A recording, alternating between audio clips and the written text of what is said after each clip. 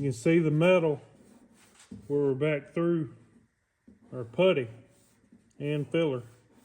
So what you gotta do is get this block and take this body line that's still perfect. What you gotta make sure all this is right. Still perfect under this putty, still perfect down through there. So while you're sanding, you basically gotta clean that back off and round it off and carry this perfect body line through this, where there's very little filler, very little putty left in it. So this body line right here that's so good, you got to carry it on through and make sure it's right, looks right, is right. And then when you get all your putty work done, it'll take very little primer, because primer's not your putty and your filler is not the enemy here in your body work holding up. When you get your filler work right, the primer work don't need to be thick, because if you put the primer in this crack and fill it up too much trying to build something, the primer will shrink, and as it shrinks it'll flatten back out and come out of your cracks. And then when it does, it'll about flatten itself off there. That's because too much primer, and when your primer shrinks, it pulls itself back out. Right, this right here is some 80 grit on this. This is 220 on this long block. Trying to make sure the outside of the funnel is real nice. You don't want to come back and leave a whole bunch of hard sand scratches to come back through your primer, paint, and clear. Alright, very last thing.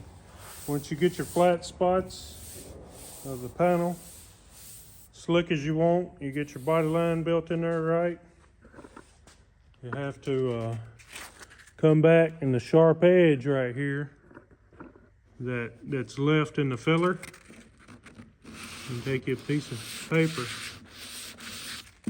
and clean that off to make it the round of the edge carry on through.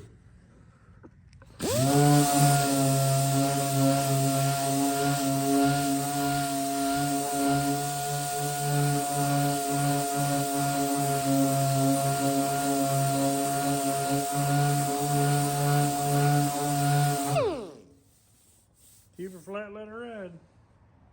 All right, this is 36 grit on the inline sander that I use on body filler. This is 80 grit on the inline sander that I use on the putty. This is 80 grit on a palm sander DA. And then what I like to go over everything with is a 400 grit.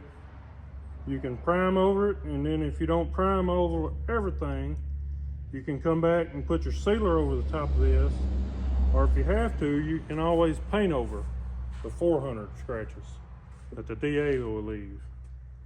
So, hope this helps, give you some information. All right, get this old dirty snap-on gun tuned up. It's got a big tip in it. Put this primer on.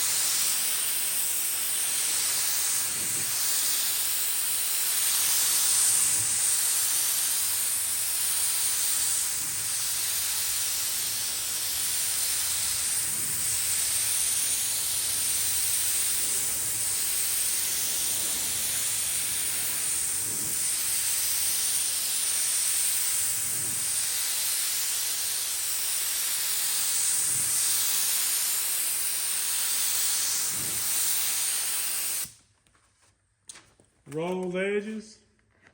That way you ain't got no hard primer line to block out and make you another line to worry about tomorrow. Let it dry tonight, block it out tomorrow. There it is. All right, if you got a pinhole, dab your little primer on there and work it in. Nice little tool there.